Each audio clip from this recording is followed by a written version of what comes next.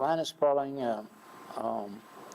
actually, when his wife got cancer, he thought that all his vitamin C would cure, and it doesn't. It misses the whole scientific paradigm of cancer. Yeah. And I told him what to do, but he wouldn't do it, and it killed her, of course. And then he killed himself with his vitamin C. The vitamin C is, the intravenous vitamin C is pretty dangerous or damaging to the body. And it's a synthetic vitamin, and it doesn't work. Neither does anything else, except our paradigm accounts for all the successes and all the failures of all therapies, whether it's radiation, X-ray, surgery, vitamin C, or anything else. Whenever you have a malignant condition, these therapies work in relation to the fact that they take the load off of the pancreas, or they take, whether it's a large tumor mass they surgically remove, or they do chemotherapy. Then it takes the less pancreatin to clean up the body and to heal the body. And so that, and we do recommend surgery and chemotherapy, and sometimes radiation if the tumor masses are causing a crisis, like a paralyzation, like a cancer in the spine or something. Doing radiation will temporarily keep it from spreading, and it will temporarily relieve it. But it's not the solution. It isn't the scientific paradigm that's required to cure cancer. Yeah. One of the interesting things that I've read was that the enzymes, which are, of course, the component part of breaking down the proteins, are regenerated or made from the amino acids, which are the component parts of the protein. So Right. it's a chain. It's a loop that has to be fulfilled. You have to have protein, and we during our active crisis therapy part of our program, we recommend a couple eggs a day for protein, and nuts and seeds, and some grains. But you have to have some protein to make your enzymes. So. Is it true that the body actually regenerates a lot of the proteins that are part of the catabolic phase of the body? Well, of the metabolism? I'm sure it does. I don't have any scientific evidence to that, but I'm sure it does. It reformulates from the amino acids. What are the activators, Dr. Kelley, that you mentioned in terms of activating the pancreatin from the pancreas that happens, I guess, in the small intestine? Right.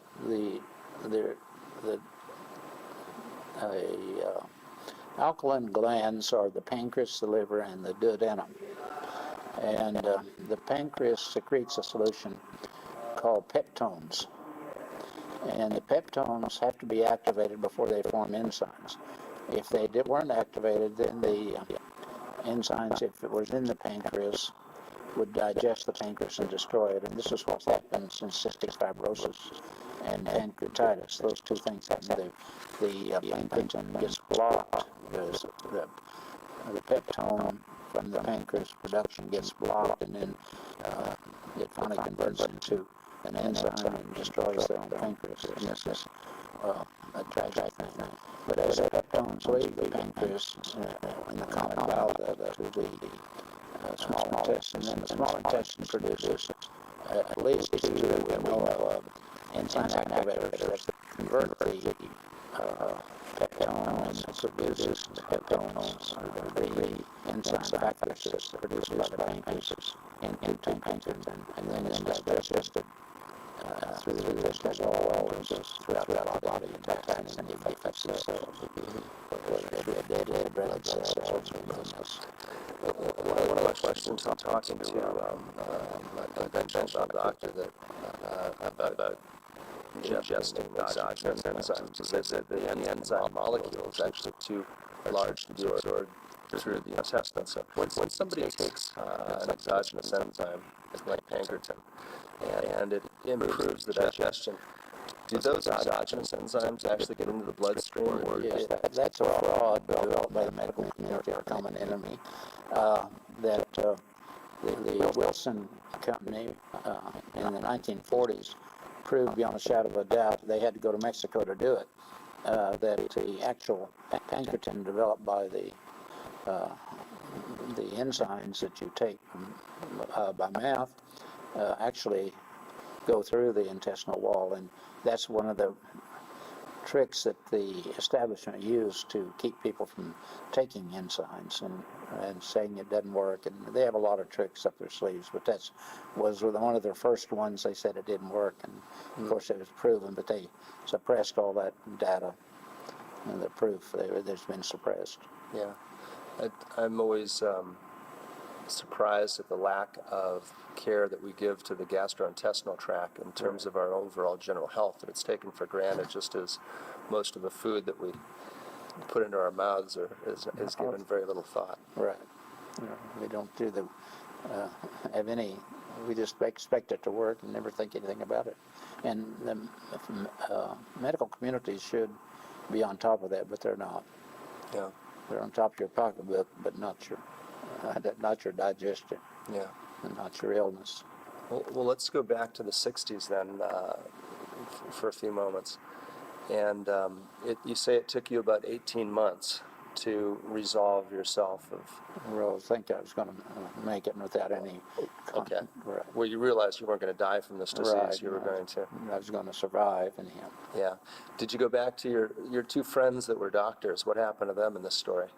As soon as I was diagnosed, I didn't take any more new patients, and then I moved to a little town in Central Texas, Grapevine, which is near about 5 miles from the airport, the Dallas-Fort Worth Airport, and started helping people that all of my orthodontic patients had relatives that had problems, whether it's arthritis or emphysema or allergies or anything else. And so when I was surviving, why, they sent all their friends and enemies to see me, and I never did go back to Midland. I'd go back every 2 or 3 weeks, just long enough to adjust the children's braces that I had at the time, but I never, then within a year or 18 months, maybe 16, 18 months, so I closed that office down. And you relocated to Grapevine, Texas. To Grapevine. How far is Grapevine from Midland? Oh, it's about 300 miles. Oh, okay. So it's a ways. It's a long ways from Midland. Yeah. So then, at that point, obviously, your life had changed. Yeah, considerably. Considerably. Yeah, God got my attention real quick. Yeah, and so you moved out of the orthodontics. And just did nutritional counseling. And did nutritional counseling. Arthritis is a huge problem today, as are there several things that, allergies, for instance, seem to be on the rise. Is that something that, is this true that allergies seem to be more common today than they were 30, 40 years ago? Oh, yes. Everything is more, actually, we're being poisoned by our food chain, plus the medications, where everybody's on medications of some kind. Yeah. We're being poisoned by that. We're being poisoned by the chemtrails that the federal government dumps on us almost daily. And vaccinations are actually, in vaccinations and in the chemtrail that the government's using on us right now, they take aborted human tissue and they plant the tissue, like if they want you to have a cancer in your pancreas, they will take this aborted human tissue and lace it with a biological warfare agent and give it to your children as a vaccination against mumps, measles, or anything else. And they force you to do this, and it actually causes, it'll actually kill the person. They've got a time to where they can decide when they want it, where they want your cancer, whether it's in the brain. The big thing now is brain cancer and prostate cancer and esophageal cancer. That's what they're working on now to cause. They cause this. And so they can tell you right now, the federal government can tell you exactly how many people in in what year is going to have diabetes, and how many are going to have pancreatic cancer, how many are going to have prostate cancer, how many is going to have lung cancer. And it's all planned by their using the famous old homeopathic procedure, like treats like. And so they take the human blood and human tissue from these various glands and tag it with a biological warfare agent to destroy those glands and to cause irritate it to the point that it forms a malignant tumor mass. And basically, as we are aware of the Gulf War syndrome and fibromyalgia, these are all biological warfare agents that are being used against us. Right, right. What is the difference between a malignant tumor and a benign tumor? A benign tumor is just a tumor mass of normal cells that are just going out of control. Malignant tumor has to have it's actually a malignant tumor is a placenta. The benign tumors are not responsive to enzymes at all. And so you have to either cut off, surgically remove them, radiate them, or you cut off the blood supply. There's new techniques now that are used to cut off the blood supply by injecting a clotting agent or an agent that expands. Like if you have a uterine fibroid tumor, they'll, through the technology, they can take a camera and go and the blood vessel down to the uterus and where the fibroid tumor is, and they inject it with a material that forms a mass that blocks the blood supply to that tumor, and then that tumor will, of course, die. The benign tumor. Yeah. Why are benign tumors not? Why aren't they affected by the enzymes? Because they're normal tissue. And enzymes don't affect normal tissue. They only affect placental tissue or trophoblast cells, which is actually the Foreign. actually a process of reproducing life, and it's the asexual part of forming life, and the body has to form these placenta cells in order to give the new baby hold the baby into the uterus to start off with, and also to develop its blood supply. So they're invasive, and they're not normal somatic tissue, so they can easily be destroyed by the enzymes, which that's the normal process of enzymes, is to clean up any foreign tissue. And you have about 90 million red blood cells that die every hour in your body, and these enzymes have to go in and clean those up and to take them out of the body. And it does the same thing with any other dead abnormal tissue or normal tissue that's destroyed. Well, if cancer is begun by a hormonal reaction in the body's inadequate protein or pancreatic metabolism doesn't clean it up, what is it that triggers the hormonal reaction? Basically, it is every area in your body about the size of a pinhead has two of these trophoblast cells, which are actually sex cells that are on whenever you're in a glob in your mother's womb, why these sex cells migrate to the ovaries or the testes, and in the process of migrating through this mass of called the future baby, then they get lodged in these different areas, and later in life, generally after 60, or now it's getting even after 30 or 20, these cells are triggered by female hormones, and they start forming they form a placenta to develop for a new baby, and that's where it all starts. And this is common knowledge in the medical community, but they certainly don't want this information out. But for a male, what is it that he has to do to trigger this hormonal? Is it an ingestion of female hormones? No.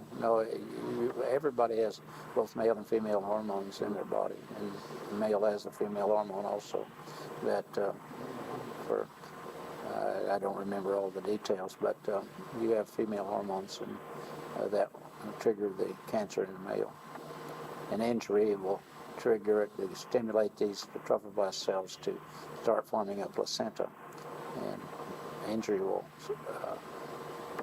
actually stimulate the hormone from the to stimulate the trophoblast cells. The insulin would The hormones, Yeah. the hormones, female hormones, are stimulated by injury, or whether it's a piece of tar on your lung, or Yeah. whether your wife hits you over the head with a rolling pin or something. You have an injury and then the body has to go in and clean it up. Well, some of these injuries stimulate these trophoblast cells to start forming a placenta, and that's where it all starts. You said that a great deal of cancer could be prevented in the first place just by changing the time of day that you eat protein. Why is that? Why should protein be eaten before 1 p.m. in the afternoon? Well, if you eat it at basically a 4 or 5 hour period, then the rest of the day, particularly at 2:30 in the afternoon, whenever the pancreas turns on to start repairing and rebuilding your body, then it produces more enzymes during that time to digest and clean up the debris within the body. So it's as simple as that. Yeah. It's as simple as that. I don't know what it's like in here in Kansas. I know that living in Newfoundland and living in British Columbia, living in Arizona, that every town has different types of foods that are available. I know that living on the West Coast in Vancouver right now, it's quite easy to get organic foods. It's easy to find fresh vegetable juices out in the store. But for the rest of America, what's it like here in Kansas in terms of eating a healthy organic diet? Well, in our town, it's almost impossible. There may be some organic foods in the biggest town in Kansas, which is Wichita, but generally we don't have that unless you grow it yourself. And a lot of people do grow it themselves. Yeah. You want to take a break for 5 minutes, and Okay. I want to review some of the other things I have at my computer there. I had to write a few things down because I knew it would be difficult to interview you, to try to follow to take the audience through a logical train of thought. There's so many areas that I wanted to cover with you, but so what I think I'll do is just keep a list here. I've got a couple of things that I did want to talk about, and I knew that's why I wanted to be here for 2 days, because I knew I'd never sit down with you in a solid hour and get everything that I wanted to get. But I wanted to ask your thoughts on, right now, I guess breast cancer and prostate cancer are the two most common cancers in men and women. Right. Is there any particular reason why breast and prostate cancer would be the most common? Yes, they're planned by the establishment, or a common enemy, to do this. By their aborted human tissue, they can tag wherever they want a cancer to develop, and they can tag the timing whenever they want it to develop. And so those are been around a long time. It's actually caused by the medical establishment. Why would they want to create this problem? Well, if they take like Jesse James and put on a mask and have a .45 in your hand and go walk into the bank and rob it, that's kind of against the law. And so the establishment is being quite creative that they are in wickedness and lawlessness, decided if they can force you to take a vaccination that will cause your cancer, then you will voluntarily run as fast as you can to the medical doctor, to the Orthodox community, and then you will take the recommended treatment, and then they will plunder you and plunder everything you have, and they don't even get credit for it. That's the problem. And they don't want credit for it, they just want the money. Yeah. And so that's essentially what happens. But I mean, if you drive through the United States like I have done several times, I mean, you get the sense that we're not living in a particularly healthful society. I mean, did they really need to instigate this problem artificially? They do both. They do it with their genetic and engineered foods, plus plus the vaccinations, plus the chemtrails. This is all a planned attack on the actually the pocketbook and the health, and it's actually murder and plunder in a very deceitful, creative way. Mm-hmm. So, In terms of the